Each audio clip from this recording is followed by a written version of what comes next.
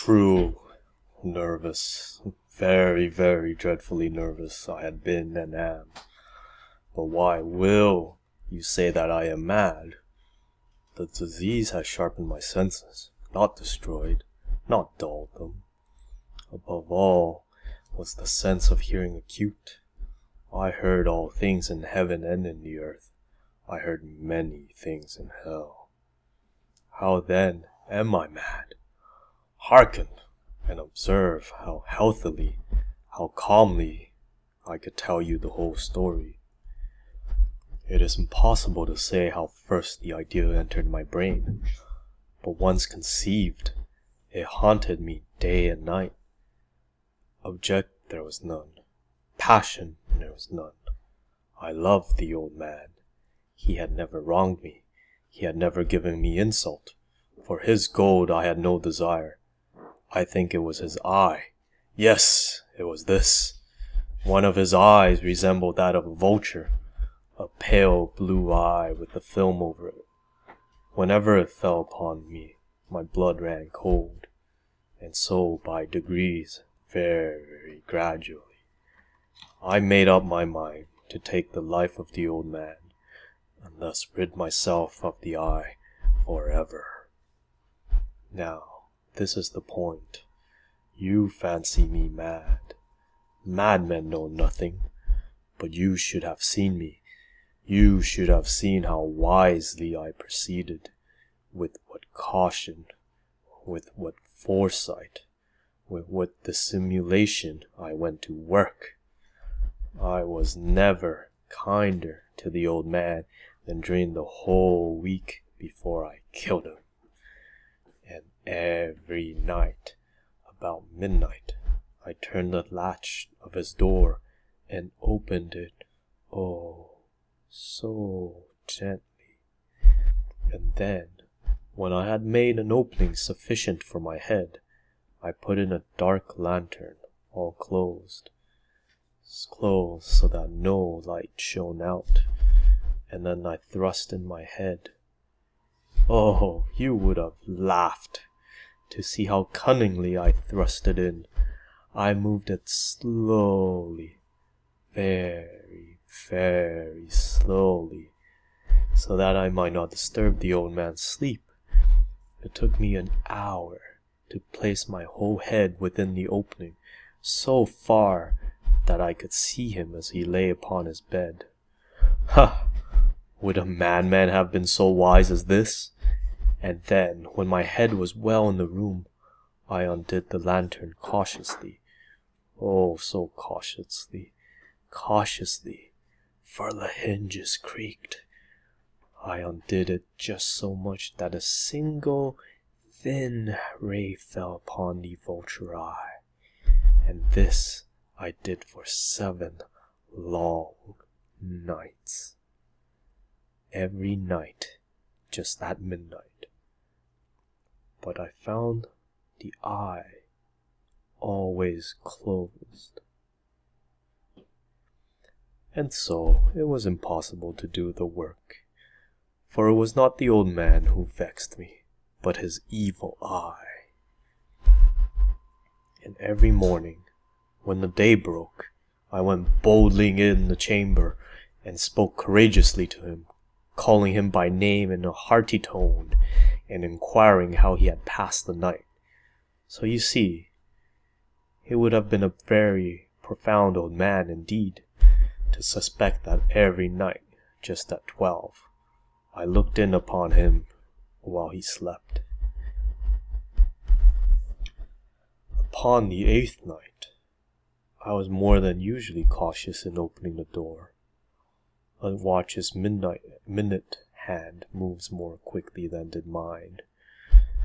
Never before that night had I felt the extent of my own powers, of my sagacity. I could scarcely contain my feelings of triumph, to think that there I was, opening the door little by little, and he not even to dream of my secret deeds or thoughts.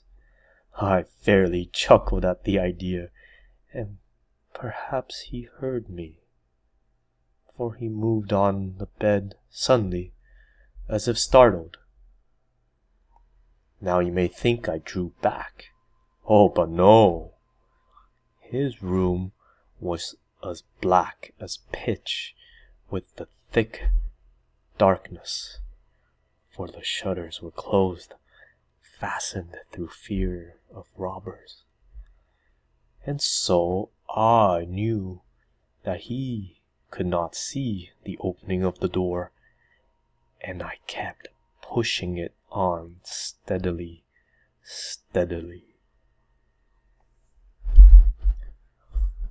I had my head in and was about to open the lantern when my thumb slipped upon the tin fastening, and the old man sprang up in the bed, crying out, "Who's there?"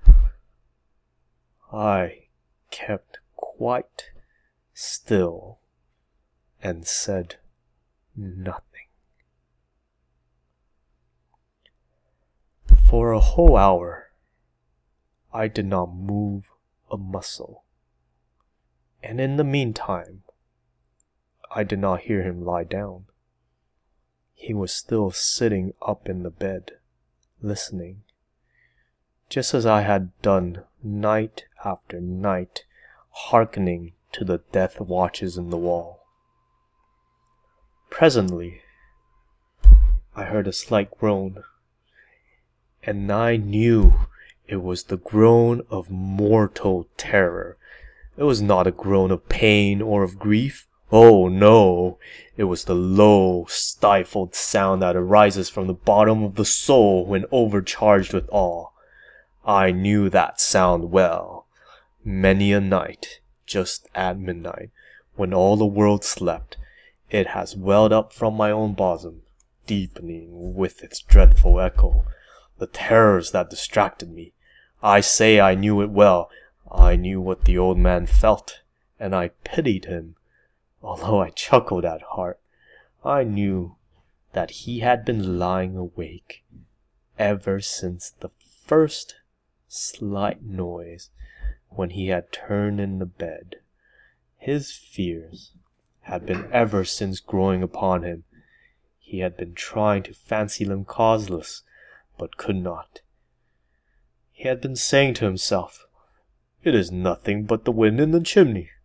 It is only a mouse crossing the floor," or "It is merely a cricket which has made a single chirp." Yes, he had been trying to comfort himself with these suppositions, but he had found all in vain, because death, in approaching him, had stalked with his black shadow before him and enveloped the victim. And it was the mournful influence of the unperceived shadow that caused him to feel, although he neither saw nor heard, to feel the presence of my head within the room. When I had waited a long time, very patiently, without hearing him lie down, I resolved to open a very, very little crevice in the lantern. So I opened it. You cannot imagine how stealthily, until at length a single dim ray, like the thread of the spider, shot out from the crevice and fell upon the vulture eye. It was open, wide open, and I grew furious as I gazed upon it. I saw with perfect distinctness, a dull blue with a hideous veil over it that chilled the very marrow in my bones. But I could see nothing else of the old man's face or person, for I had directed the ray as if by instinct precisely upon that damned spot. And now, have I not told you that what you mistake for madness is but over-acuteness of the senses? Now, I say, there came to my ears a low, dull, quick sound, such as a watch makes when enveloped in cotton. I knew that sound well, too. It was the beating of the old man's heart. It increased my fury as the beating of a drum stimulates the soldier into courage. But even yet I refrained and kept still. I scarcely breathed. I held the lantern motionless. I tried, how steadily I could, maintain the ray upon the eye. Meantime, the hellish tattoo of the heart increased. It grew quicker and quicker and louder every instant. The old man's terror must have been extreme. It grew louder. I say louder every moment. Do you mark me well? I have told you that I am nervous. So I am. And now at the dead hour of the night, amid the dreadful silence of that old house, so strange a noise as this excited me to uncontrollable terror. Yet for some minutes longer I refrained and stood still. But the beating grew louder. I thought the heart must burst. And now a new anxiety seized me. The sound would be heard by a neighbor. The old man's hour had come. With a loud yell, I threw open the lantern and leapt into the room. He shrieked once, only once. In an instant, I dragged him to the floor and pulled the heavy bed over him. I then smiled gaily to find the deed so far done. For many minutes, the heart beat on with a muffled sound. This, however, did not vex me. It would not be heard through the wall. At length, it ceased. The old man was dead. I removed the bed and examined the corpse. Yet, he was stone dead. I placed my hand upon the heart and held it there many minutes. There was no pulsation. He was stone dead. His eye would trouble me no more. If still you think me mad, you will think so no longer when I describe the wise precautions I took for the concealment of the body. The night waned, and I worked hastily, but in silence. I took up 3 planks from the flooring of the chamber, and deposited all between the scantlings. I then replaced the boards so cleverly, so cunningly, that no human eye, not even his, could have detected anything wrong. There was nothing to wash out, no stain of any kind, no blood spot whatever. I had been too wary for that. When I had made an end of these labors, it was 4 o'clock, still dark as midnight. As the bell sounded the hour, there came a knocking at the street door. I went down to open it with a light heart, for what I had now to fear. There entered 3 men, who introduced themselves, with perfect suavity, as officers of the police. A shriek had been heard by a neighbor during the night. Suspicion of foul play had been aroused. Information had been lodged at the police office, and they, the officers, had been deputed to search the premise. I smiled, for what I had to fear. I bade the gentleman welcome. The shriek, I said, was my own in a dream. The old man, I mentioned, was absent in the country. I took my visitors all over the house. I bade them search well. I led them, at length, to his chamber. I showed them his treasures, secure, undisturbed.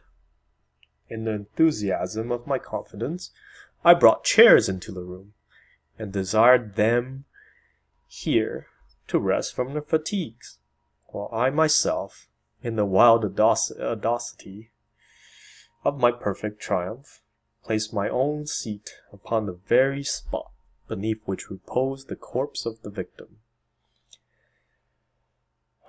The officers were satisfied.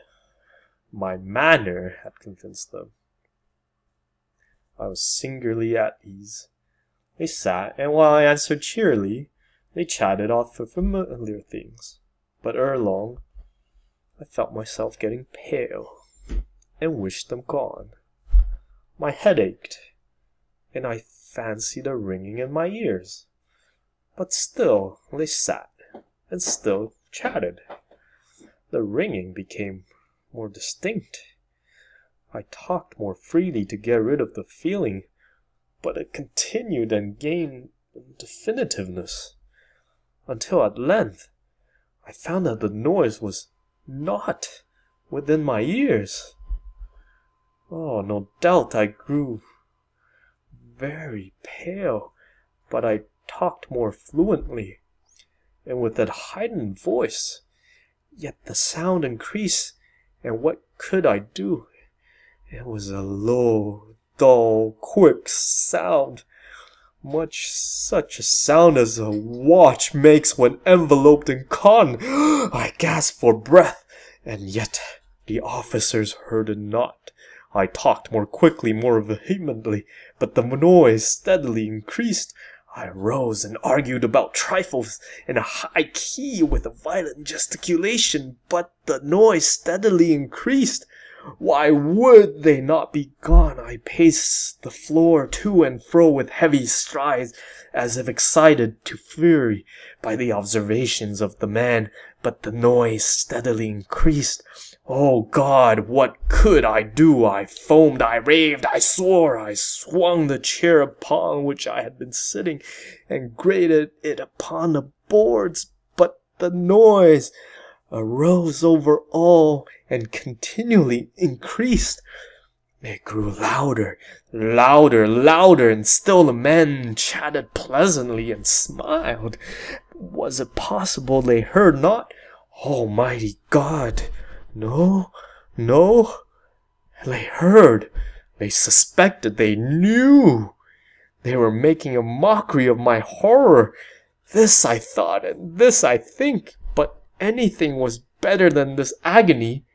Anything was more tolerable than this derision. I could bear these hypocritical smiles no longer. I felt that I must scream or die, and now again, hark!